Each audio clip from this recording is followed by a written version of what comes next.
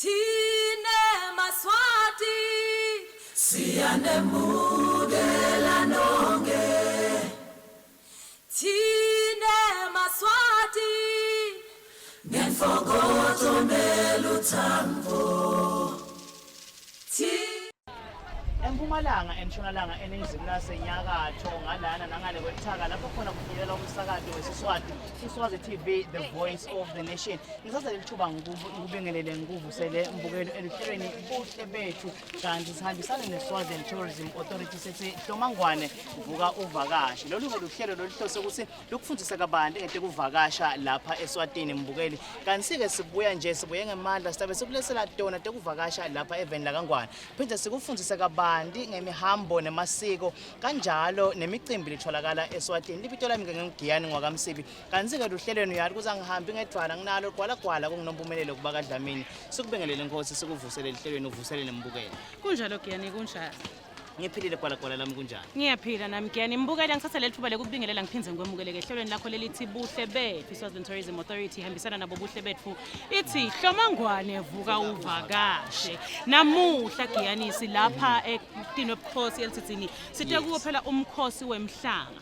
Lomunye kutawutibuta ukuthi umhlanga uyini kahle ngoba kwathi nje kuthiwa nje ukuthi bantwana baphuma noma kumbe tinfombi tiphuma thambe tiyogeca umhlanga tibuyise tilahle. Kulisiko lethu lelisenge emaswati ukuthi sikhuthatha tinfombi ukuthi tihlale ngenthombi 1 tigcine bunfombi bawo ngawo phela umkhosi wemhlanga because this is where sifundiswa lokunyenti ngawo phela emasiko ethu nemihambo yethu njengemaswati. Phinze kube leli mbukeli nawe Nompumelelo kube lisiko lethi sigcabha kakhulu ngalo ngoba phela uhlala kuphisitile njengoba nibona emva kwambani bayangena labanye baqhamuka emaveni lakhashane ngale kwetilwandle bede lapha kuwo lo mkhosi wemhlanga bathi asebade udibukela ukuthi masikhuluma ngemhlanga sikhuluma ngayo. Wena Nkosi ugece kangaka umhlanga? Giyani mina umhlanga ngaqala kugeca ngineminyaka le20 ngawugeca iminyaka lesithupha. Wase uphile kwayini? Hayi phela Giyani ngeke ugecwe ngimngedwana umhlanga labancane kunambendeni nabaseba ugece bo. Awona uphe ugecwe ngimngedwana kaninginani ngumhobholo yini? Nkosi yosina sewushada lifayela ngidabe ngilendlaleni ngithi umhlanga ugece kalishumi lo ntombadala. No kona lokuthi nje ngiwugiyile ngawugeca nami Giyani lo 6 years was enough. Ayi Nkosi awuchaze babukele ukuthi ngabe sibaphaselene namhla eluhlelweni Buhle Betfu. Namuhla mbukeli sikulethela wona phela umkhosi wemhlanga sikulethela dona tinfombi lebediphumile tayawugeca siphinza sikulethela netivakashi lesibenato lapha eveni la Kangwane tisitshele kabanti nje ngayi experience yabo kulona mkhosi wemhlanga. Namhla ke siku umkhosi wemhlanga ngilapho khona tinfombi tigitsa khona elangeni la namuhla kuwe nje njengemuntu lobuke kumbe litiko letemasiko emsamo ungacishe uthi nje kithi singemaswati umhlanga uyini kumbe nje nathi uchazela umuntu longadi ukuthi nakukhulunywa ngemhlanga kukhulunywa ngayo.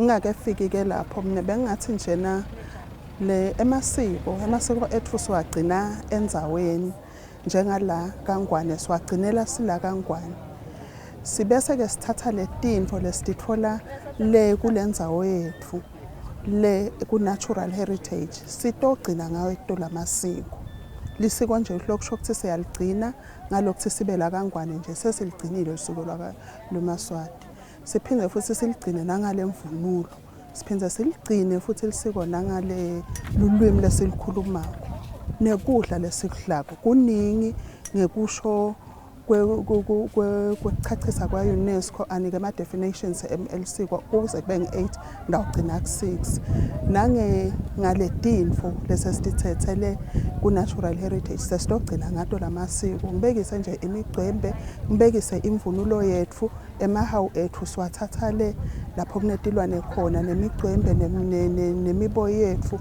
konke sisuke sikuthatha lehlathini sibuye sitogcina khona lokunye ke tinkolelo tethu suke sigcina emasiko leli ke ngilelinye lemasiko leli vele sibitele umhlaba wonke ngoba lihle lelisiko lemhlanga bayalithanda laba bekunene njengalona babonile nje bagcwele lapha batobuka lona lesiko leli lalapho thine tinfombi temaswati tita kutojabulela kuthunywa ngemakhosi alelive tithunywa indlovukazi ukuthi atihambe tiyogeca umhlanga tiwubuyise ngoba lo mhlanga wakha emaguma ase emntini webukhosi elithini Phinde futhi injongo yale siko ngilokuthi sikhone ukuthi tinfom tethu tiqine. Tikujabulele lobuthobi bato ngoba kuyindlela lena yokuya ebudzaleni. Ukuthi basangake fiki kuba bomake babe bendlulilela batati ukuthi babobani likhuthata ukuthi batiqine bona lesiko.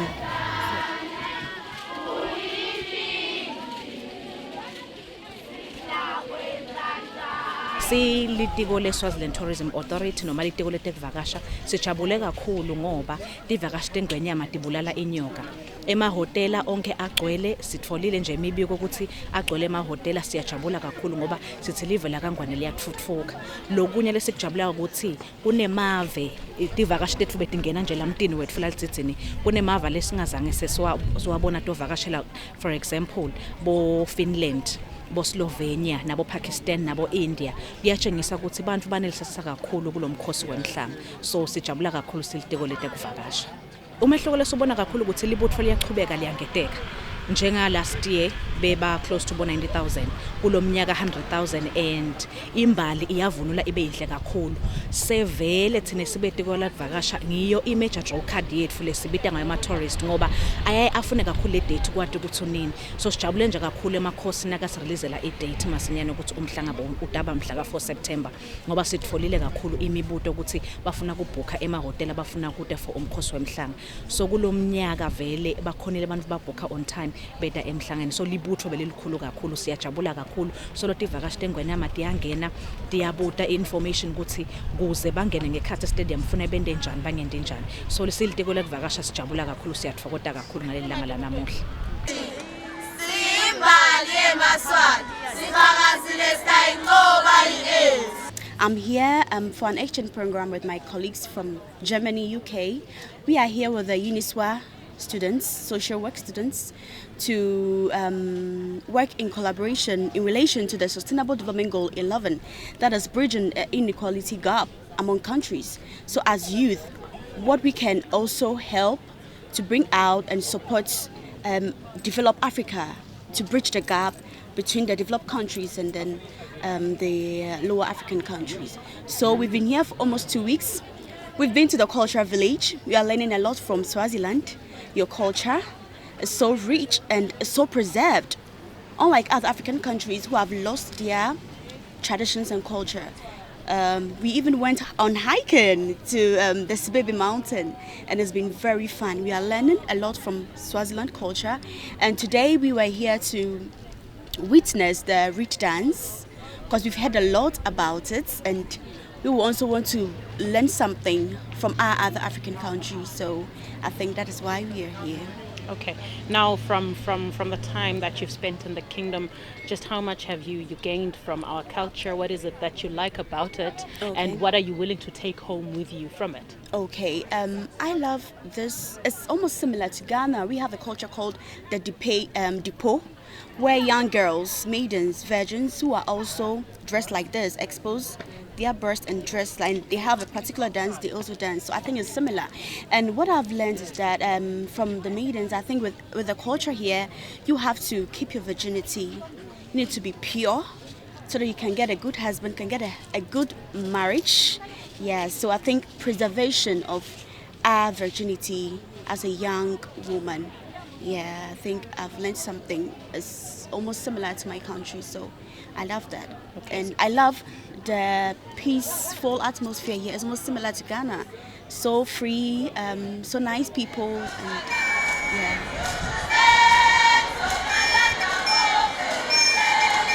I come in apparently from South Africa. I was coronated the paramount chief of Embo, which is Africa, the paramount chief of Africa, about 3 years ago due to the issue of xenophobia. And since after then, I've been traveling to several kingdoms. This is not my first time of coming here, actually, but I have been here for about 2 days now. Yeah, and I felt the heat of culture and tradition. And as your culture is, as the custodians of African culture, that's what I say. Swaziland holds the culture of Africa. I'm saying that because you are still on monarchical system, and that holds strongly to say, Africa, move ahead. We are with you on culture. So I'm impressed to be here, and I'm very much overwhelmed to see that this kind of a thing is still holding in African continent. The reed dance means a lot to me because about 3 weeks ago, I was trending over Twitter, all over, saying that, oh, the paramount chief is going with some ladies who are dancing and they are nude or what. I said no, African culture is not nudity. It's a slight to say nudity because this is our culture. We are representing who we are. It's an insult for them to ever caption it. It's humiliation. In fact, anybody who does that means that the person knows not what he's saying. As far as I'm concerned, the reed dance is a platform to bring all Africans together, not only Swaziland, but all Africans together. Because if you know how many kings and chiefs that are here, then you will be very impressed that your country have pulled all Africa together in Swaziland. I'm very much happy to be identified with the reed dance because it's what I hold on. It's a culture. It means you're not putting it back. You're pulling it along as the age goes on. And that means a lot to me, and means a lot to me as a custodian of culture and tradition.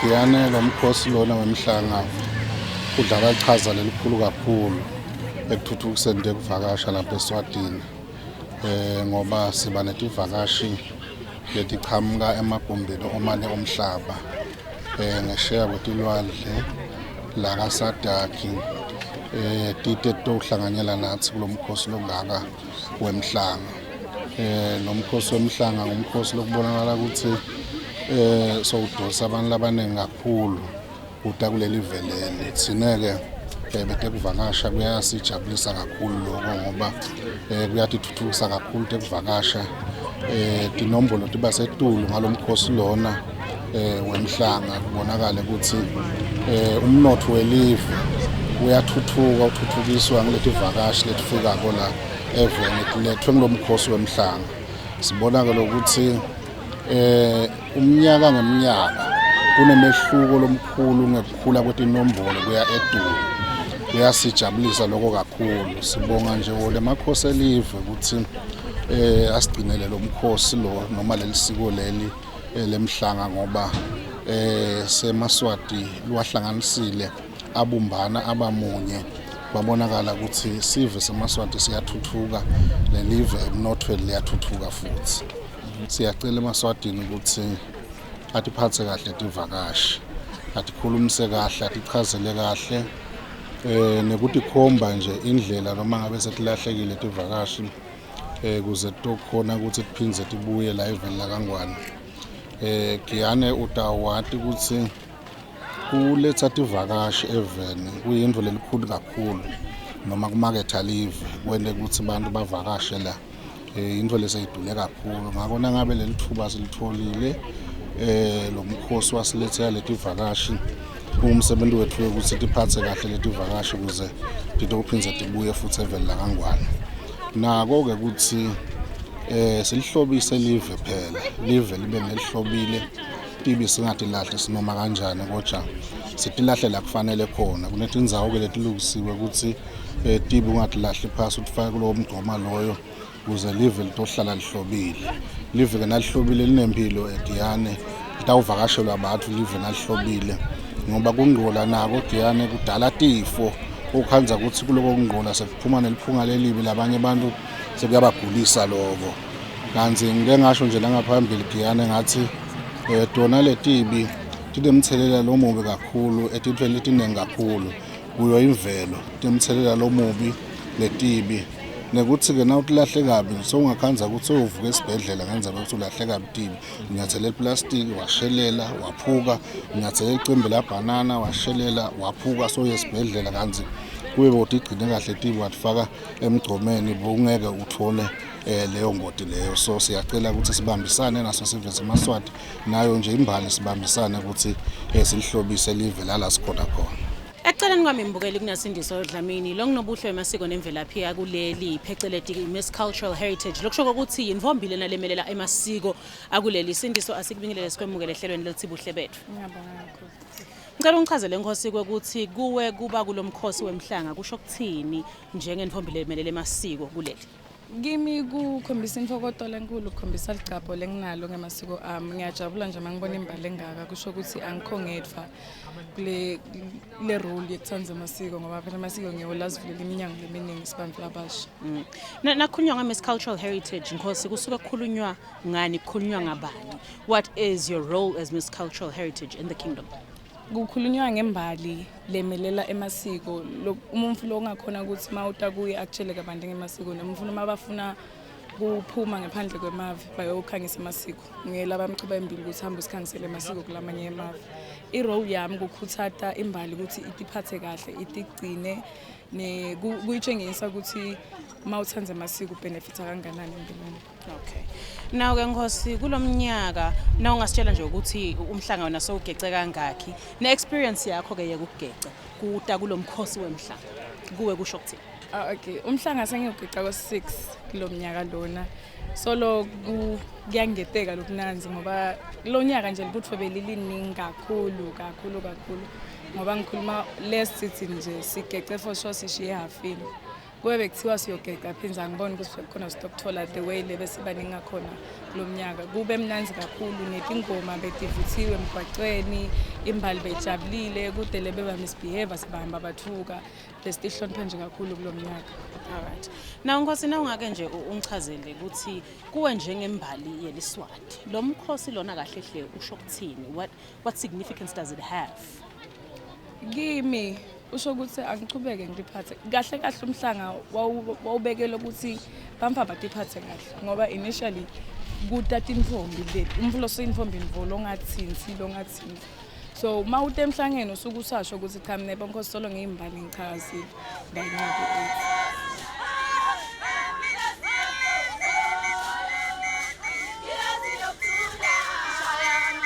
Mbukeli iceleni kwami ke senginembutho lomkhulu Sihlahla seNkosi naye lo ingcenye yalangu umkhosi lomkhulu wemhlanga. Sihlahla asikuvusele sikubingelele ehlelweni Buhle Betfu. Ngibingelele kakhulu ku-event seMaswati ngibingelele kakhulu wonke eMaswati. Sihlahla siyabona etinkulungwane te-TV letahlukahlukene lapha emkhosini wemhlanga awuchaze ukuthi ngabe lo mkhosi lona usho ukuthini vele eMaswatini? Lo mkhosi wemhlanga eMaswatini ngumkhosi lobaluleke kakhulu lapho khona kudinga ukuthi sive siseMaswati nakuthiwa kunemhlanga kusuke kudibene imbali ingabisa lapho khona ibonakala ivela ngeligcabo layo lebuve balo ukuthi thina sisive seMaswati ngesikhathi semhlanga siyayisimbathe sibonakale simbethe nganahlobo nalo kanjena siyayisinothe sivunule sibe bahle lokho ngilokukhombisa ukuthi cha sesila elisikweni lethu leMaswati ngoba ingabisa uyayibone ifaka indlamu isinayifaka leyo ndlamu bese sekuyakukhombisa ukuthi vele kulesikhathi lesivele sesibalulekile lapho khona kufanele siyowenda umsebenzi welive leMaswati wemhlanga.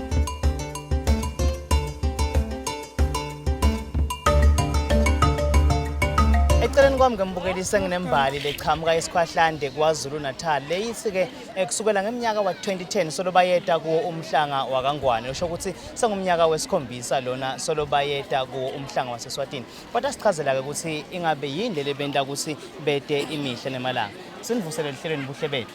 Yebo sangibona. Njengembali leqhamuka kwaZulu ake nisicocele ukuthi kusukela nga2010 yini lenithanza ngomhlanga waseSwatini kwenda ukuthi nite yonke iminyaka. Into esayithanda ngokuza emhlangeni wakangwane ukuzofunda ngamasiko akaMaswati kanye nemvunulo yakhona ubuhle bakhona so sabona ukuthi siyintombi zaZulu kungakuhle ukuthi siphume ke siyobona omunye umhlanga ukuthi ne yini eyenziwayo intombi zenzani ziqoka kanjani intombi ziphatha kanjani mazize emhlangeni and kuningi okuhle sikufundile nokuhleleka kwawo nokuhlonipha nokuhlonipheka esiktholayo uma size kulomhlanga siyesifike nakaZulu sibaxoxela ukuthi hayi kuhle kumnandi ngalokho siye sabona inambi yakhulu unyaka nonyaka amasiza inambi yakhulu okusho ukuthi lukhulu luhle liyafundwa kulesi sizwe. Okay, we are TV Abantu. We come from Johannesburg. TV Amasiko ephakamisa isintu nobuntu base-Africa. So what we're here for, we're here to also want our dance, to watch the dance. It's a beautiful thing. I think this is best for us thina abantu abamnyama to follow our culture, to respect ubuntu bethu, amasiko ethu. Uthi sibezazi nje abantu abamnyama ukuthi thina siphuma phi sibuya kuphi. And the readings help the ladies to take care of themselves, to better themselves, and to abstain. You're gonna edit, ne? Yes. Yeah. It helps themselves to abstain from sex before marriage, to help themselves grow well, taking care of themselves. And you have something to say? I just wanted to say what brings us here is the love of culture. As TV Abantu, we all about Amasiko. So coming to the event like a reed dance is definitely a great pleasure for us, and we're here because we believe that following your roots, sticking to your roots is very important for every single person. And me coming from the West, realizing that the Western people, us as Western people, we lost touch with our culture. And it's beautiful that Africans are still practicing that culture, still sticking to that tradition, because I think your tradition and your culture is like the roots. If the roots are strong, the tree will be strong, and no storm can bring the tree down.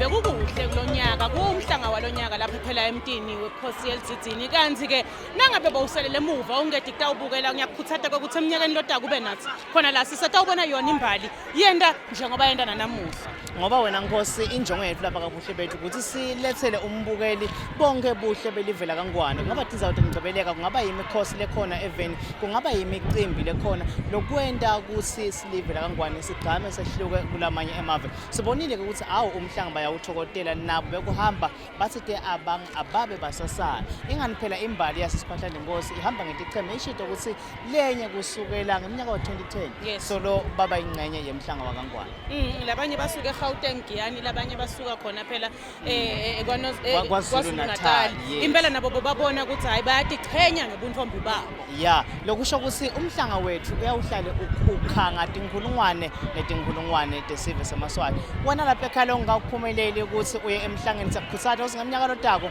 ungasali sina Nompumelelo sitabe sikhona ngeminyaka lodako kaNkosi ngiyacela ukuthi ubonakala latithombeni ushuka uye ugeca umhlanga hayi lokuvela sewuvela nje uqinisile Giyani eminyakeni lodako kutabe kunje kutabe kunami ngihola lona phela lithango labo make sogeca umhlanga hayi lo ntombi sengishiyelela abancanyana kuna ulivila Dlamini yini ujaka ukuthi upheke kushiyela abantu ulivila man hayi mbukeli kuve kanjani nawe sokusho ucese ngikubone Giyani uyogeca lisekwane hayi lendve ukuthi upheke kujakana nami wena wendani ngebuve bakho Nkosi bese uvalelisa lihlelweni nyekela mnene lisekwane sitawubonana ngesikhathi selisekwane kwanyalo hayi mbukeli bekumnanzi sihlalisene lapha kaSwazi TV lihlelweni Buhle Betfu mina Giyani Msibi kunalompumelelo kuba Dlamini sine Swaziland Tourism Authority hayi sithi Hlomangwane vuka uvakashe nisale kahle